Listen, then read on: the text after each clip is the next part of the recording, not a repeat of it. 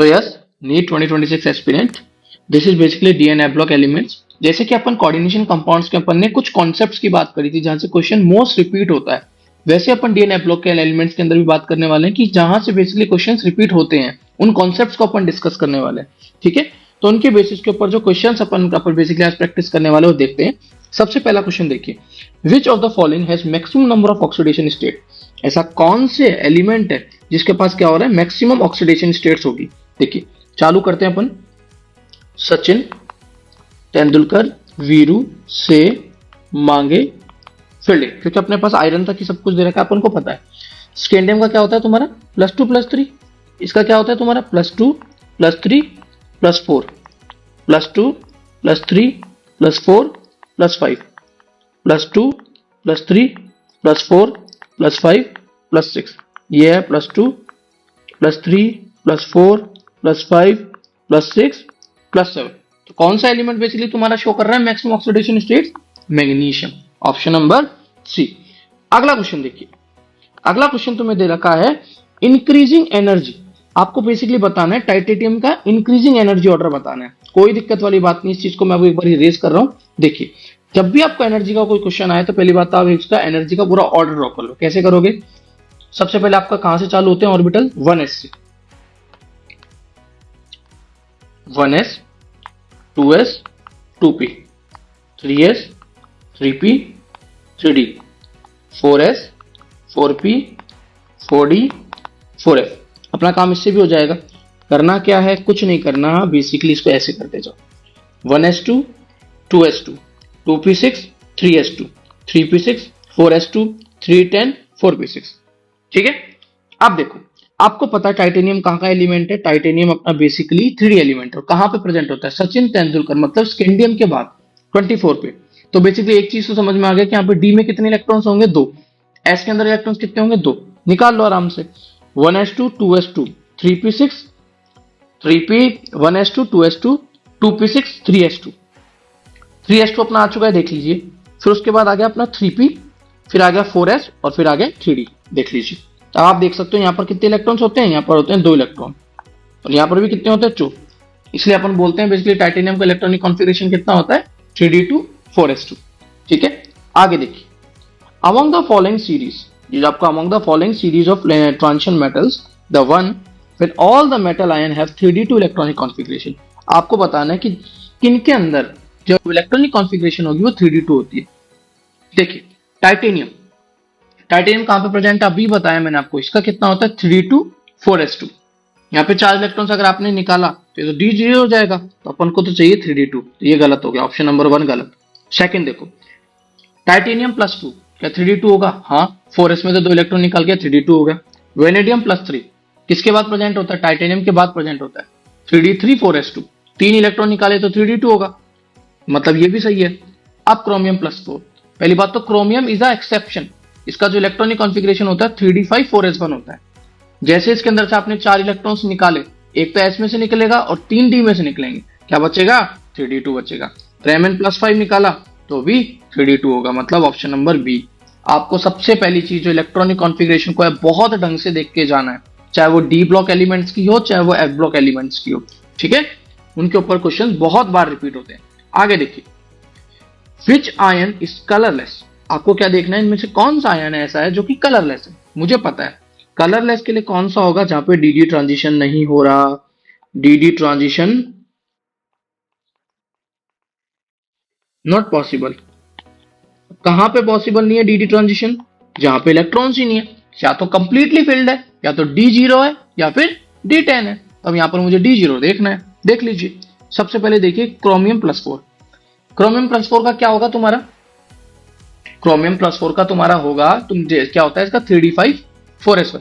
एक इलेक्ट्रॉन निकाला अपन ने, इसमें तो 3 और बचे, मतलब 3d2, तो मतलब ये तो आराम से कलर शो कर सकता है, तो ये तो नहीं होगा। ऑप्शन नंबर बी देखो, स्कैंडियम +3 कहां पे प्रेजेंट होता है तुम्हारा? स्कैंडियम, ये होता है फर्स्ट, 3d1 4s2। 3 इलेक्ट्रॉन जैसे तुमने इसके अंदर निकाला, ये हो जाएगा बेटा 3d0, ये हो जाएगा 3d0, और जैसे ये 3d0 हो गया ये हो जाएगा कलरलेस। क्यों? क्योंकि कोई डी ट्रांजिशन नहीं हो रहा, और अगर डी ट्रांजिशन नहीं होता विजिबल रीजन के अंदर तो कंपाउंड तुम्हारा जो एलिमेंट है वो कलर शो नहीं करता। ठीक है, ऐसे ये क्वेश्चंस को करना है, कलर के क्वेश्चंस को। आगे देखिए, which of the following characteristics of transition metal associate with their catalytic activity. ये बेसिकली प्रॉपर्टीज के अंदर अपन बात करते हैं डी ब्लॉक एलिमेंट की। कैटालिटिक प्रॉपर्टीज, पहली बात तो क्या होती है कैटालिटिक एक्टिविटी, क्या होते हैं कैटलिस्ट। कैटलिस्ट बेसिकली तुम्हारे वो, अपन कह सकते हैं कि कैटलिस्ट का जो मेन फंक्शन होता है वो रहता है कि अपन को मान के चलो ए से बी पॉइंट पे जाना है, तो ए से बी पॉइंट पे जाने में मान के चलो आपको 10 मिनट लग रहे हैं किसी चीज से, और कैटलिस्ट का काम क्या करता है, कैटलिस्ट काम क्या करता है, उसी चीज को आपको 1 या 2 मिनट में करके दे देगा without getting involve in the reaction. ये काम होता है तुम्हारा कैटलिस्ट का। अब यहाँ पे बोल रहा है which of the characteristics of transition metal. अब ट्रांजिशन मेटल्स के नाम डायरेक्ट इस चीज को भी देख सकते हो कि वेरिएबल ऑक्सीडेशन स्टेट्स इनकी प्रेजेंट होती है, इनकी वजह से ये कैटलिस्ट की तरह भी वर्क करते हैं। ठीक है, अगला क्वेश्चन देखिए, मैच द फॉलोइंग। आपके पास क्या है, 3 आपको एलिमेंट्स दे रखे हैं, CO+3 दे रखा है, Cr+3 दे रखा है, Fe+3 दे रखा है, Na+2 दे रखा है। करना क्या है यहाँ पर, आपको सिर्फ और सिर्फ इनके निकालने अनपेयर्ड इलेक्ट्रॉन्स, निकाल लीजिए आराम से। CO+3 के अंदर क्या होगा तुम्हारा, अपन इसको कैलकुलेट करके देखते हैं। जैसे अपन ने CO+3 का, कोबाल्ट का कितना होता है 3d7 4s2, जैसे अपन ने इसके अंदर से 3 इलेक्ट्रॉन्स निकाले क्या हो जाएगा, ये 3d6 हो जाएगा। और 3d6 का मतलब कितना हो गया, 3d6 का मतलब हो गया, मैं यहाँ पे आपको करके बता रहा हूं, 1 2 3 4 5। ठीक है, इसको अपन दूसरे पेन से कर लेते हैं, 1 2 3 4 5 6। कितने इलेक्ट्रॉन्स हैं अनपेयर्ड इलेक्ट्रॉन, 4। तो 4 के लिए क्या आ जाएगा, √n n+2 के हिसाब से 4 4+2 कितना हुआ है 6, 4 और 4+2 6, 6 4 24, 5 होता है तो 25 होता है, तो 5 से थोड़ा सा कम मतलब 24। मतलब ये मान के चलो फर्स्ट का तुम्हारा आएगा ऑप्शन नंबर डी आएगा, मतलब डी आएगा, मतलब तुम्हारे पास 2 ऑप्शन तो कट चुके हैं, ये भी नहीं होगा ये भी नहीं होगा। आगे देखिए, अब इसके अंदर क्या करना है अपन को, Cr+3 का भी देख लेते हैं एक बार। Cr+3 का क्या होगा, पहली बात तो इसका इलेक्ट्रॉनिक कॉन्फ़िगरेशन होता है 3d5 4s1, 3 इलेक्ट्रॉन जैसे निकाले तो क्या हो जाएगा 3d3 हो जाएगा। 3d3 के लिए निकालोगे तो क्या आएगा √n n+2, 3 + 2 5, 5 3 जा 15, मतलब सेकंड का आएगा तुम्हारा E, सेकंड का आएगा ऑप्शन नंबर ए, खत्म। क्योंकि अपन ने 2 के साथ देख लिया, इसका क्या आएगा √15 आएगा। ठीक है, मेरे हिसाब से आपको समझ में आ गया। मैग्नेटिक प्रॉपर्टीज के क्वेश्चन कोऑर्डिनेशन में भी पूछे जाते हैं, इस चैप्टर में भी पूछे जाते हैं। ठीक है, आगे देखिए बेटा, question number 7, 4 successive members of the first floor transition elements are listed below with their atomic numbers. Which one of them is expected to have the highest third ionization enthalpy? अब आपको कुछ नहीं बताना, आपको थर्ड आयोनाइजेशन एंथैल्पी बताना है। पहली बात तो मैं आपको समझाता हूं आयोनाइजेशन एंथैल्पी होती क्या है। देखिए, आयोनाइजेशन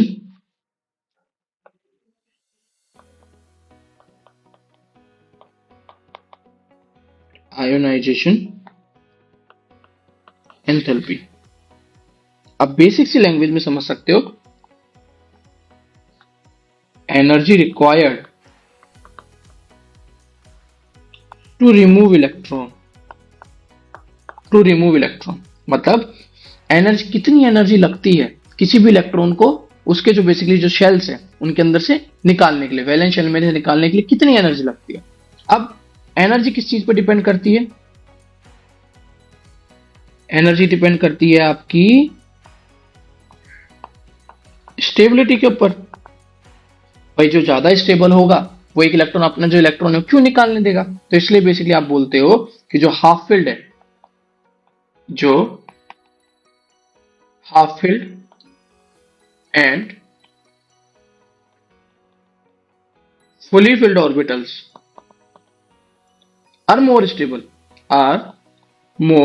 स्टेबल, मतलब जो भी कोई मान के चल, जैसे अपन मैं बात कर रहा हूं पी की, तो पी के अंदर क्या होगा, हाफ फिल्ड मतलब होगा P3 या फिर P6, डी के अंदर बात करूंगा तो D5 या D10, एफ के अंदर बात करूंगा तो क्या हो जाएगा F7 या फिर F14। हाफ फील्ड या फिर फुली फील्ड के अंदर अगर तुम्हारा कोई भी एलिमेंट प्रेजेंट होगा तो वो क्या होगा, उसकी जो बेसिकली आयोनाइजेशन एनर्जी होगी वो ज्यादा होगी, क्योंकि वो स्टेबल स्टेट में, तो वो अपने इलेक्ट्रॉन्स को निकालना नहीं चाहता। तो बेसिकली वही कॉन्सेप्ट इधर आपका यूज होने वाला है। अब मैं इसको बेसिकली रफ करने वाला हूं। अब देखिए इसके अंदर क्या हो रहा है। सबसे पहली बात है वेनेडियम देखो, वेनेडियम जैसे ही अपने वेनेडियम दिया, Sachin Tendulkar Veeru vanadium, 3d3 4s2. Iron 3d6 4s2. Chromium 3d5 4s1. Manganese 3d5 4s2. हाँ, अब मुझे निकालना है 4 सक्सेसफुल मेंबर्स आपको दे रखा है ट्रांजिशन मेटल्स का. Expected to have the third ionization enthalpy. Third ionization enthalpy देखो अब क्या हो रहा है. एक होता है फर्स्ट, एक है सेकंड एंड एक है तुम्हारे सामने थर्ड. फर्स्ट मतलब एक इलेक्ट्रॉन निकालने के लिए आपको कितनी एनर्जी लग रही है. सेकंड मतलब 2 इलेक्ट्रॉन निकल चुके हैं. थर्ड का मतलब है 2 इलेक्ट्रॉन निकलने के बाद अब कितनी एनर्जी लगेगी. अब आप देखिए हाईएस्ट एनर्जी पूछ रहा है. सबसे पहली बात है थर्ड का मतलब है 2 इलेक्ट्रॉन निकल चुके हैं. ठीक है, 2 इलेक्ट्रॉन निकलने के बाद यहाँ पे कितने बचेंगे 3d3. यहाँ पे कितने बचेंगे 3d6. यहाँ पे कितने बचेंगे 3d5. और यहाँ पे 3d5 क्यों बचेगा, यहाँ पे तो 3d4 बचेंगे. और यहाँ पे कितना बचेगा बेटा 3d5. तो ये बोल रहा है थर्ड आयोनाइजेशन एंथैल्पी मतलब 2 इलेक्ट्रॉन निकल चुके हैं. अब तीसरा इलेक्ट्रॉन निकालने के लिए कितनी एनर्जी लगी. मैंने आपको अभी बताया हाफ फील्ड हो गया.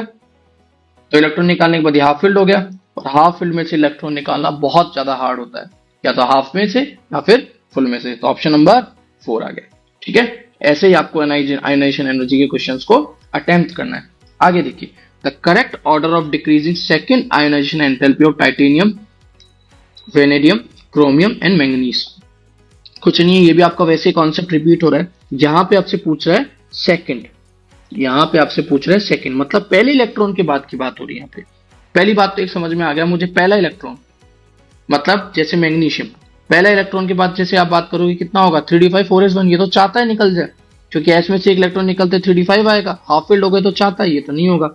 सेकंड देखिए सचिन तेंदुलकर 3d2 4s1. ये इसका तो कोई मतलब ही नहीं है. ये तो ऐसा रहे या फिर नहीं रहे कोई इशू वाली बात नहीं है. ऑप्शन नंबर सी देखो, सी में क्या आ रहा है तुम्हारा 3d5 4s1. एक इलेक्ट्रॉन निकाला क्या हो जाएगा 3d5. अब बोल क्या रहा है आपको सेकंड आयोनाइजेशन. अब अगर आपको सेकंड इलेक्ट्रॉन निकालना है आपको बहुत ज्यादा एनर्जी देनी पड़ेगी. तो इसके अंदर आंसर क्या आ जाएगा बेटा ऑप्शन नंबर सी आ जाएगा. आगे देखिए, which of the following ionic exhibit dd transition in the paramagnetism as well. आप इस चीज को बेटा अभी के लिए इसको पूरा कॉन्सेप्चुअल बताना पड़ेगा. इस चीज को आप देख सकते हो. इसका आंसर आएगा बेटा 4 MnO4-2. एक चीज याद रखना, अभी आपने जहां से भी बेसिकली आपकी क्लासेस करी है, टाइट्रेशन के क्वेश्चन जरूर कर लेना.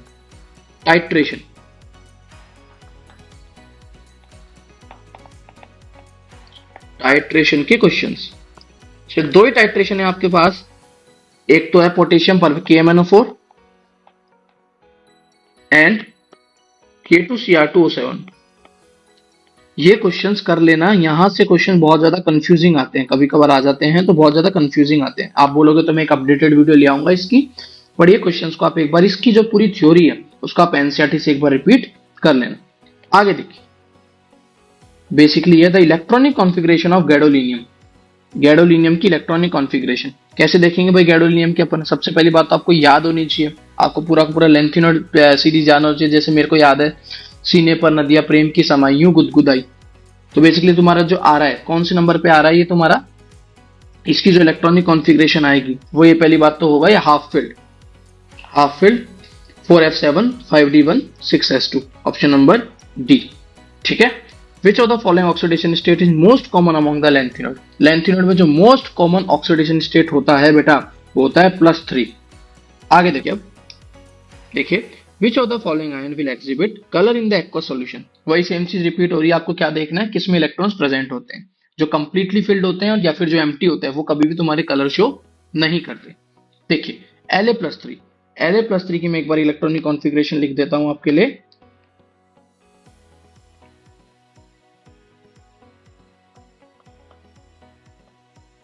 (5d1 4s2). स्कैंडियम टाइटेनियम की क्या हो जाएगी तुम्हारी, टाइटेनियम की तुम्हारी इलेक्ट्रॉनिक कॉन्फ़िगरेशन 3 इलेक्ट्रॉन निकालने के बाद हो जाती है 3d1. ये भी तुम्हारा 0 हो जाएगी, ये भी 0 हो जाएगी तुम्हारी. यहाँ पे कितनी होगी 0. और यहाँ पे क्या बचेगा, यहाँ पे बेसिकली बचेगा 4f14. किसके अंदर इलेक्ट्रॉन प्रेजेंट हैं जो कि आराम से रीट्रांजिशन कर सकते हैं, ऑप्शन नंबर बी के अंदर. आगे देखिए, which of the following lanthanoid ion is diamagnetic. अगर आपको इलेक्ट्रॉनिक कॉन्फ़िगरेशन आती होगी तो आराम से कर सकते हो। डायमैग्नेटिक जिसके अंदर प्रेजेंट रहते हैं वो कौन सा कंपाउंड होता है आपका, वो बेसिकली आपका है यट्रिबियम, YB। ठीक है, आगे देखिए, which of the following pair have the same size. पहली बात तो सेम साइज का जब भी कोई बात आएगी तो आपको एक चीज समझ में आ जाना चाहिए कि लेंथिन और कॉन्ट्रेक्शन की बात कर रहा है, और लेंथिन और कॉन्ट्रेक्शन की वजह से तुम्हारे कौन सी एलिमेंट्स की साइज सेम हो जाती है, जिरकोनियम एंड हॉफनियम। इसके बाद जितने भी एलिमेंट आते हैं उनकी सारी की सारी जो साइज होती है ऑलमोस्ट सिमिलर हो जाती है। तो ऑप्शन नंबर डी। क्या रीजन होता है तुम्हारा लेंथिन और कॉन्ट्रेक्शन का? इसका रीजन होता है बेटा पुअर शिल्डिंग। पुअर शिल्डिंग रहती है। इस पुअर शिल्डिंग की वजह से अपन को पता है जैसे पुअर शिल्डिंग होती है जेड इफेक्टिव बढ़ जाता है, और जैसे जेड इफेक्टिव बढ़ जाता है तुम्हारा जो एटॉमिक साइज होता है वो क्या होती है, कम हो जाती है। मतलब इसके अंदर आ गया रीजन ऑफ लेंथिन और कॉन्ट्रेक्शन का, आ गया option number B, increasing in nuclear charge. Increasing in nuclear charge, समझ में आ गया, कोई दिक्कत वाली बात नहीं है इसके अंदर। आगे देखिए option number, basically question number 16, the reason for the greater range of oxidation state in actinoid is attributed to. क्या रीजन होता है कि बेसिकली एक्टिनॉइड एलिमेंट्स तुम्हारे बहुत ज्यादा हायर ऑक्सीडेशन स्टेट्स को शो करते हैं? उनका रीजन बेटा कि यही है कि जो उनकी जो ऑर्बिटल्स होती है, एनर्जी के जो वो होते हैं, जैसे 5f 6d 7s, इनके जो लेवल, जो भी लेवल्स प्रेजेंट होते हैं उनके जो कंपेरेबल एनर्जीज होती है, मतलब उनमें बहुत डिफरेंस नहीं होता।